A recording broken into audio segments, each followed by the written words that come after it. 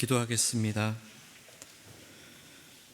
주님, 이 시간 주님의 말씀 앞에 섰습니다. 주님께서 베푸시는 말씀을 배불리 먹고 내 영혼이 주님 주시는 평안을 누리길 원합니다. 이 시간 우리들의 귀를 열어주셔서 주님의 말씀을 듣는 자들이 되게 하여 주시옵소서. 예수님 이름으로 기도드립니다. 아멘. 성경은 세례 요한이 예수님을 예비하는 자라고 명확히 소개하고 있습니다. 마태복음에서는 3장에 세례 요한을 처음 소개하면서 세례 요한을 두고 광야에서 외치는 이의 소리가 있다. 너희는 주님의 길을 예비하고 그의 길을 곧게 하여라 하는 이사야의 말씀을 인용합니다. 정확하게 주님의 길을 예비한다는 말로 세례 요한을 소개하고 있습니다. 그리고 지난주 설교를 통해서 소개했지만 누가복음에서는 아예 세례 요한의 출생을 예수님의 출생과 병행하여 소개합니다. 세례 요한의 어머니 엘리사벳은 마리아보다 6개월 먼저 세례 요한을 잉태하면서 임신한 마리아와 함께 지내며 예수의 탄생을 예비합니다. 게다가 가브리엘이 사가랴에게 세례 요한의 출생을 예고하면서 세례 요한의 사역에 대해 주님을 맞이할 준비가 된 백성을 마련할 것이라고 말합니다. 즉 세례 요한의 출생 자체가 그리고 그의 사역이 이미 예수님을 예비하는 것이라고 성경에서는 명확하게 밝히고 있는 것입니다. 그래서 요한복음 3장에 보면 세례 요한 스스로도 본인과 예수님의 관계에 대해 그는 흥하여야 하겠고 나는 쇠하여야 한다 하고 말을 합니다.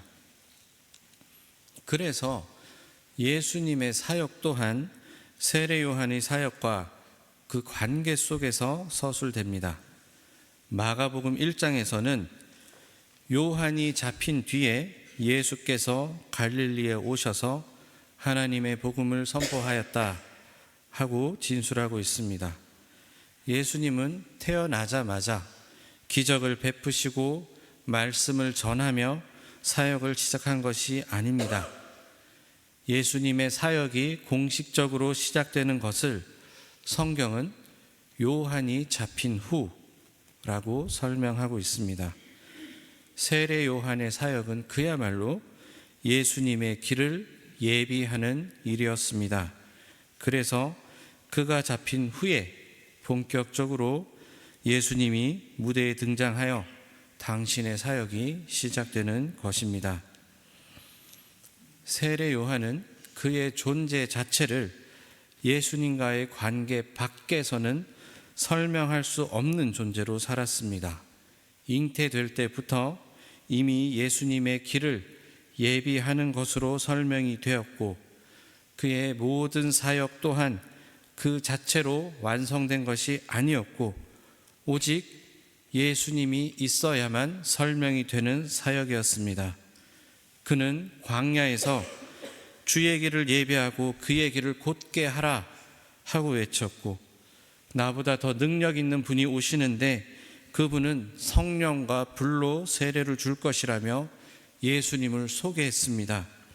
그의 존재부터 그의 모든 사역이 다 예수님의 길을 예비한 것입니다.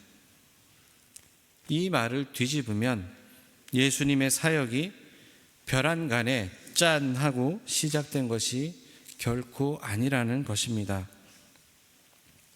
세례 요한과의 관계 속에 그가 살아낸 사명 위에 예수님의 사역이 꽃피는 것임을 보여줍니다.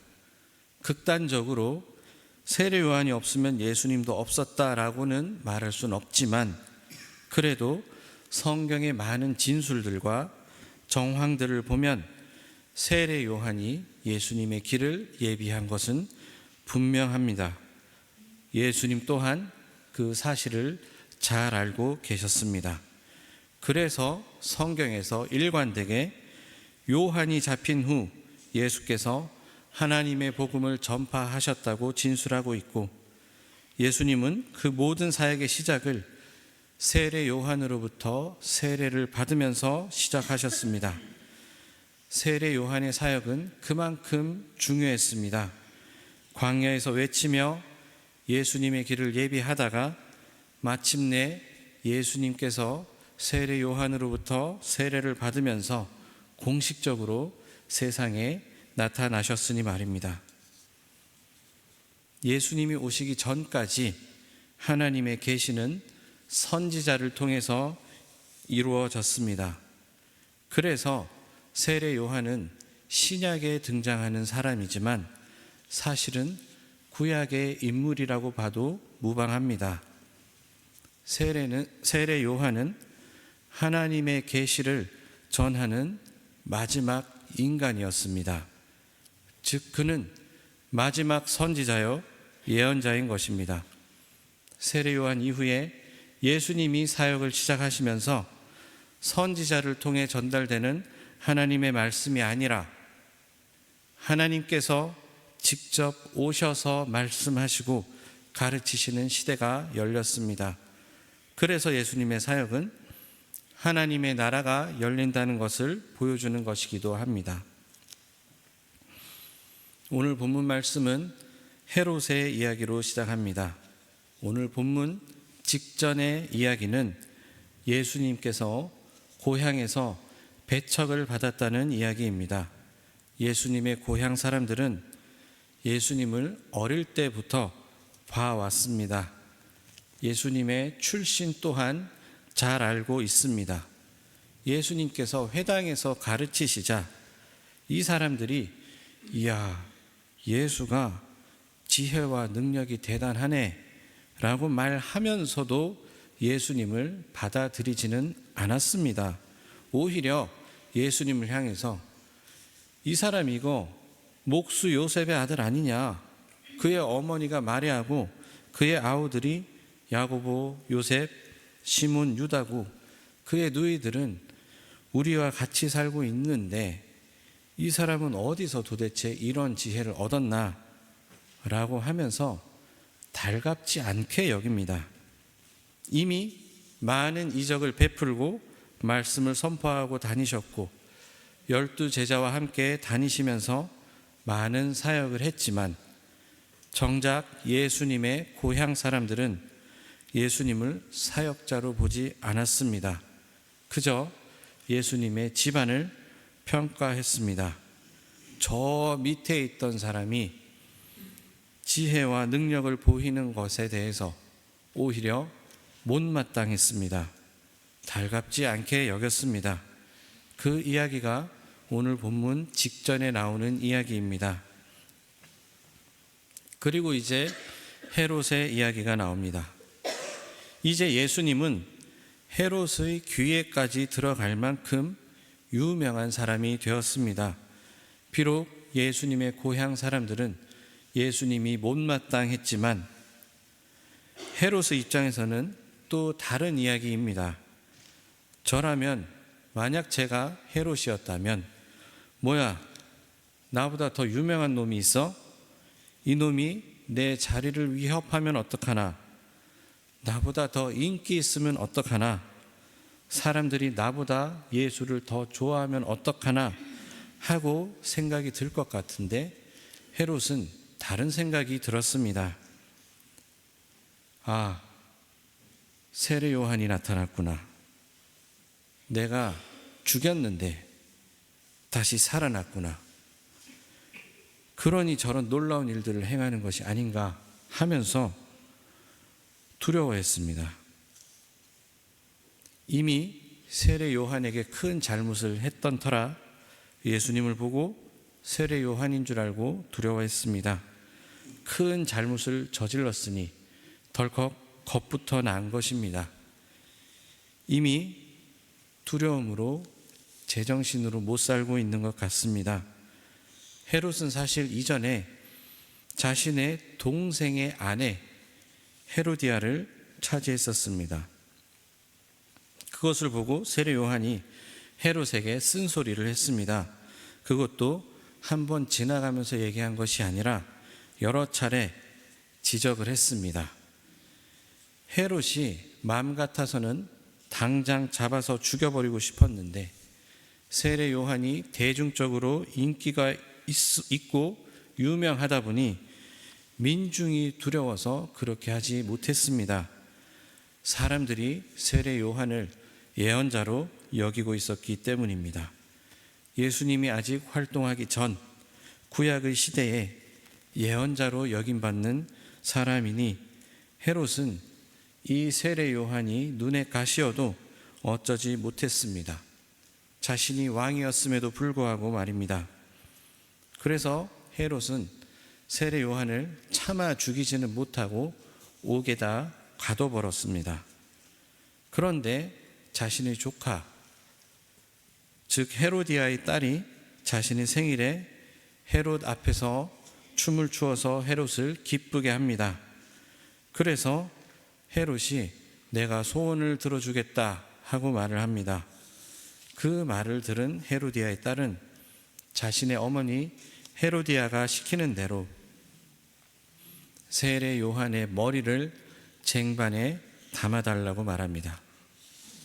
이 말을 들은 헤롯은 잘됐다.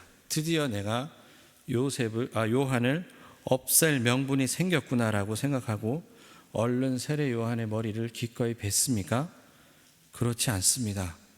이 세례 요한의 머리를 치면 그 뒷일이 너무 두려운데 또 사람들 앞에 체면이 있으니 고민을 합니다. 결국은 괴로워하면서 명령을 내려서 세례 요한의 목을 베어 쟁반에 담아 헤로디아의 딸에게 줍니다. 그렇게 세례 요한이 죽었습니다. 그리고 오늘 본문 말씀 세례 요한이 죽은 이후에 바로 뒤이어 나오는 사건은 바로 우리가 익히 잘 알고 있는 오병이어 사건입니다. 물고기 2마리와 빵 5개로 장정만 5,000명이 먹고 심지어 12광주리가 남은 바로 그 사건입니다. 이제는 사람들이 예수님으로부터 본격적으로 먹는 장면이 나옵니다. 예수님은 떡과 물고기를 높이 들어 하늘을 우러러 축사하셨고 이것을 떼어서 제자들에게 나누어 주었고 제자들이 이것을 무리에게 나누어 주었습니다. 예수님으로부터 사람들이 음식을 남을 만큼 배부르게 먹는 그런 그림이 펼쳐지는 것입니다. 오병이어는 그저 수많은 사역 혹은 기적 중에 하나가 아닙니다. 예수님의 사역 전체를 해석하는 열쇠와 같은 사건입니다. 이스라엘 백성이 광야 생활 동안 하나님으로부터 만나를 받아 먹은 사건이 재현되는 것이며 누가 왕이고 누가 생명의 근원인지를 보여주는 사건입니다. 그래서 요한복음을 보면 이 오병이어 사건을 경험한 사람들이 예수님을 억지로 왕으로 세우려 했다는 이야기가 나옵니다. 본격적으로 사람들이 예수님으로 인해 배부르게 된 장면이 펼쳐지면서 예수님의 사역은 십자가를 향하여 절정을 향해 나아갑니다. 그 오병이어의 직전 이야기가 바로 세례 요한의 죽음입니다. 이것은 과연 우연일까요? 심지어 오늘 본문을 잘 보면 세례 요한이 죽은 이야기는 과거에 있었던 일을 회상하는 식으로 설명이 됩니다. 즉 예수님의 소문을 들은 헤롯이 예수님을 보고 세례 요한이 다시 살아서 자신을 심판하려는 것 아닌가 두려워하면서 이전에 세례 요한에게 얼마나 나쁜 짓을 저질렀는지 설명해 주는 것입니다. 그렇게 세례 요한의 죽음 이후에 예수님 사역의 절정을 소개하면서 성경은 다시 한번 세례 요한과 예수님과의 관계를 드러냅니다. 그래서 우리가 부정할 수 없는 것은 세례 요한은 결국 죽음으로 예수님의 사역을 드러냈다는 것입니다. 대림절 기간입니다. 우리는 예수님의 오심을 기다리며 예수님의 성탄을 준비하는 시간을 살고 있습니다. 그 가운데 이 세례 요한의 죽음을 보시며 여러분들은 무엇을 느끼십니까? 성도로서 이 세례 요한의 죽음 앞에서 우리는 예수님의 길을 어떻게 예비해야 하겠습니까? 우리 각자의 세례 요한이 죽어야 합니다. 세례 요한이 죽음으로써 구약 시대, 선지자 시대가 끝이 나고 예수님께서 직접 떡을 떼어 먹여주는 그 시대가 열립니다. 우리는 각자의 세상에서 때로는 모세로, 때로는 여호수아로, 때로는 다윗으로 살기도 하고, 때로는 욥으로, 때로는 호세아의 아내 고멜로, 때로는 나라를 잃고 포로로 끌려간 이스라엘 백성으로 살기도 합니다. 그리고 우리는 아직 예수님의 임재를 경험하지 못한 채 예수님이 곧 오실 거야, 아직 안 오셨지만 곧 오실 거야 라고 말하며 예수님이 오시기만을 기다리며 살기도 합니다. 내 세상에 찾아오신 예수님을 살기도 하지만 때로는 예수님을 잊은 채 나에게 평안은 언제 찾아오는 것인가 원망하며 아직 오지 않은 예수님을 기다리며 살기도 합니다. 세례 요한은 어떻게 예수님의 길을 열었습니까? 설교를 아주 기깔나게 잘해서 기적을 보여서 예수님의 길을 연 것이 아닙니다. 그는 말씀을 외치며 세례를 베풀며 예수님의 길을 예비했지만 결국은 죽음으로써 예수님의 길을 열었습니다. 자신이 사라짐으로써 예수님의 시대를 연 것입니다. 세례 요한은 마지막까지 사람들을 자신에게 붙잡아 두지 않았습니다. 자신이 옳다며 증명하려 들지도 않았습니다. 헤로디아의 딸이 춤추고 내뱉은 소원 한마디에 세례 요한의 머리는 잘려야만 했습니다. 세례 요한이 사역을 하며 외친 그는 흥하여야 하겠고 나는 쇠하여야 하리라 하는 그 고백을 자기 생명으로 끝까지 살아냈습니다. 그런데 헤롯은 왜 하필 세례 요한의 머리를 잘랐을까요? 팔, 다리를 잘라도 되고 말하는 게 싫으면 혀를 뽑아도 되고 창으로 찔러도 되고 맹수에게 잡아먹혀 죽게 만들어도 되고 정말 미웠으면 십자가에 매달아도 됐을 텐데 말입니다. 에베소서 5장 23절을 보면 사도 바울은 이렇게 말씀하고 있습니다. 그리스도께서 교회의 머리가 되신다. 이 말은 무슨 뜻일까요? 그리스도께서 인간보다 똑똑하다는 말씀입니까? 아닙니다. 교회의 모든 판단과 해석과 방향의 중심이 그리스도라는 뜻입니다. 세례 요한의 삶을 한번 돌아봅시다. 그는 존재부터 이미 하나님께 내어진 삶이었습니다.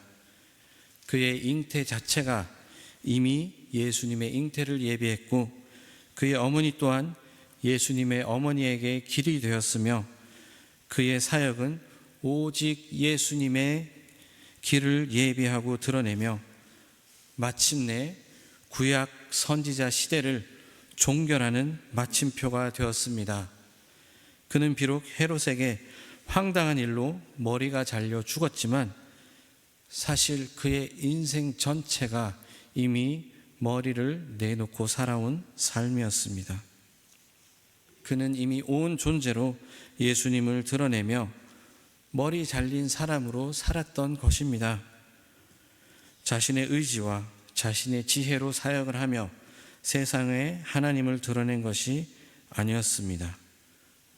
출생부터 이미 하나님께 붙들린 삶을 살았고 마침내 그의 사역을 통해 예수님이 드러나며 예수님의 공생애가 열릴 수 있었습니다. 그의 머리는 이미 예수님께 내어드린 머리였습니다. 반면 헤롯을 한번 보십시오. 헤롯은 요한을 죽이고 싶었지만 체면과 두려움에 요한을 죽이지 못하고 옥에 가둡니다. 하지만 헤로디아의 딸이 뱉은 소원 한마디에 두려워하면서도 어쩔 수 없이 요한의 목을 뱁니다. 그런데 그 이유 또한 체면입니다. 딸이 하필 사람들 많은 데서 소원을 말해가지고 그 사람들 앞에서 면이 안 서서 어쩔 수 없이 세례 요한을 죽인 것입니다. 그래 놓고는 예수님의 소문을 듣고 세례 요한이 다시 나타났다며 두려워합니다. 계산하며 체면과 권력을 따지고 끝까지 자기의 머리를 쥐고 있습니다.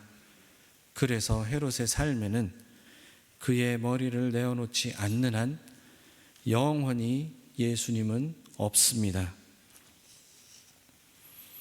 헤롯의 잔치에서 세례 요한의 머리가 쟁반에 올려집니다. 그것이 헤롯의 잔치입니다. 하지만 그 기사 뒤에 또 다른 잔치가 펼쳐집니다. 바로 예수님께서 베푸신 오병이어의 잔치입니다. 제자들은 돈이 없다. 이 많은 무리를 무슨 수로 먹이나 각자 조금씩 사 먹도록 하자 하면서 머리를 굴립니다.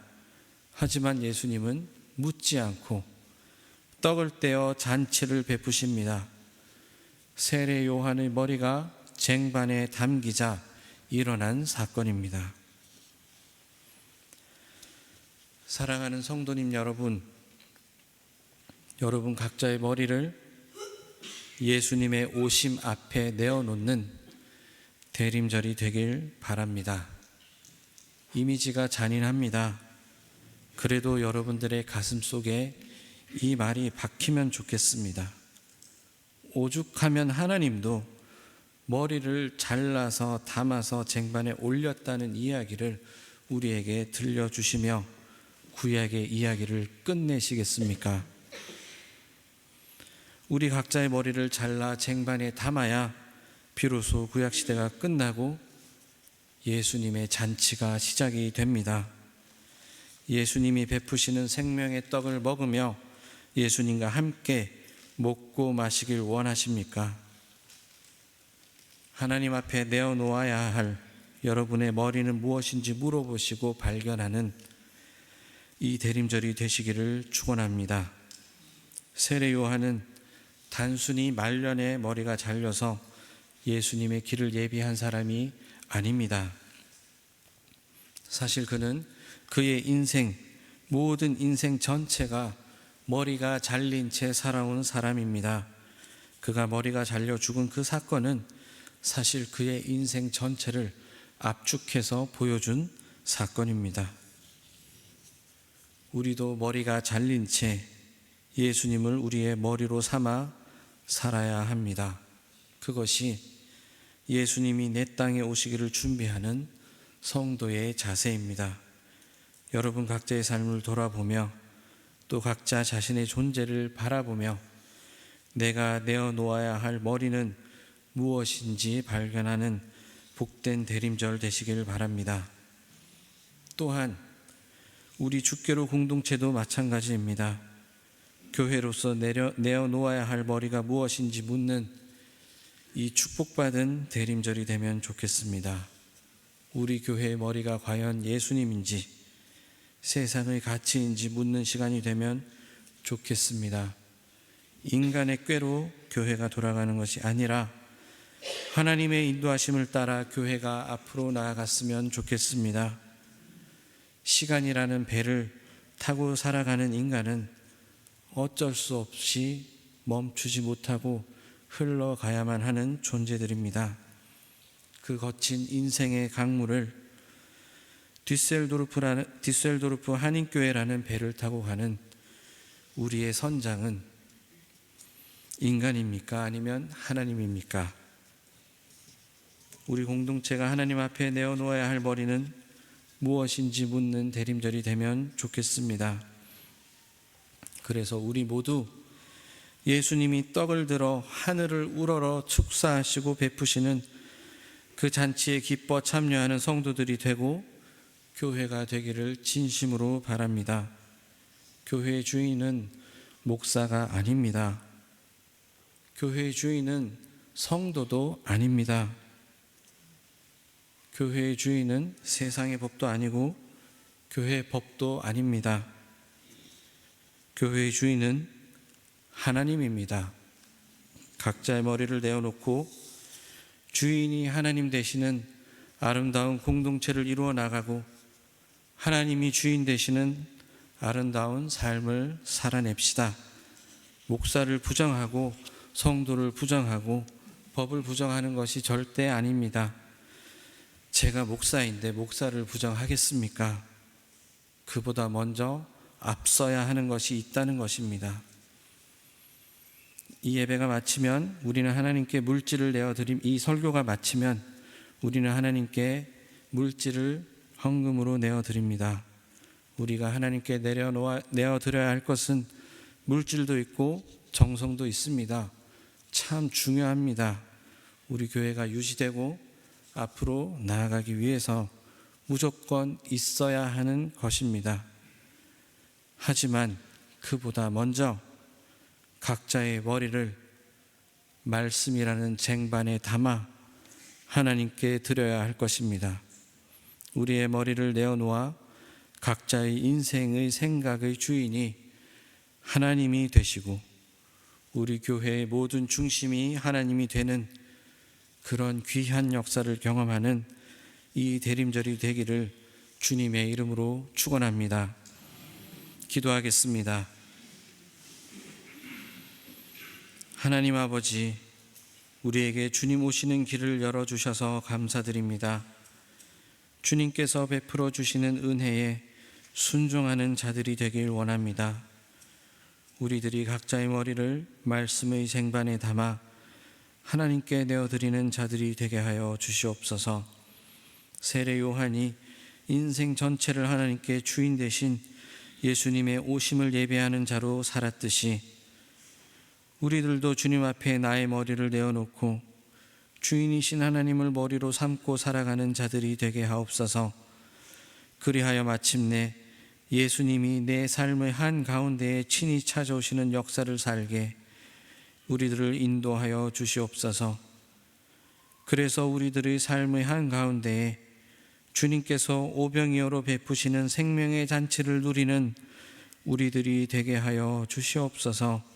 예수님 이름으로 기도드립니다. 아멘.